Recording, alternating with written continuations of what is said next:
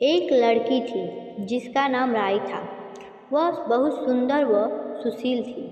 भगवान कृष्ण की पक्की भक्त थी। एक बार भगवान कृष्ण उसकी परीक्षा लेने हेतु डांसरिया बेचने वाले बनकर आए और आवाज़ देने लगे। आवाज़ सुनकर राई अपनी माँ से बोली, मुझे भी डांसरिया चाहिए। माँ बोली, मैं पैसे कहाँ से लाऊं?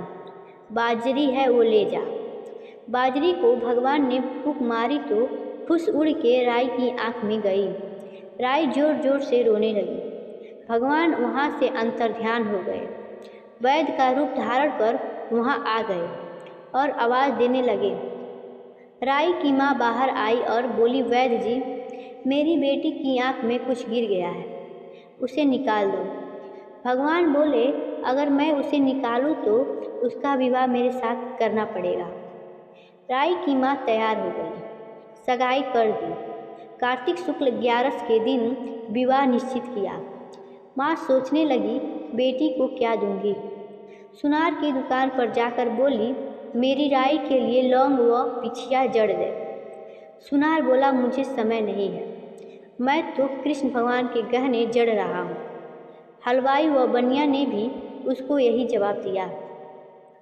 तब माँ घर आने लगी। अब वह क्या करे। जब वो घर आई तो झोपड़ी महल में बदल गई। आनंद हो गया। ठाठ से विवाह की तैयारियां होने लगी। भगवान बारात लाए। माँ ने खूब ठाठ से राई का विवाह भगवान कृष्ण के साथ कर दिया। भगवान राई को लेकर द्वारका गए और महल में ही रहने लगे। दूसरी रानियां चिढ़ने लगी। सावन में राई पीहर गई। भगवान ने सोचा, राई को तीज भेजूं। 7 जरी के बेस व 5 सोने के पचेटे रखे। 2 हंसों को बुलवाया। वह बोले, सीधे राई के पीहर जाना, कहीं मत रुकना। राधा रुक्मन को पता चला तो उन्होंने हंसों को अपने महल में बुलाकर कहा, थोड़े मोती चुग लो। हंस आ गए, मोती चुगने लगे। राधा रुक्मन ने सारा सामान निकालकर उसमें फटे पुराने कपड़े और 5 कांटे बांध दिए। पोटली हंसों को दे दी। हंस सामान लेकर राई के पास गए। राई खुशी से नाचने लगी। जैसे ही पोटली खोली, 5 उंगलियों में 5 कांटे चुभ गए। राई दुखी हुई। सावन खत्म हुआ तो भगवान लेने आए। राई भगवान से बोली, नहीं, भगवान आए तो राई दूर दूर चली जाए। भगवान ने सोचा, कोई तो बात जरूर है। राई फिर भी भगवान से नहीं बोली। राई भगवान को अपने महल में ही भोजन जिमाती।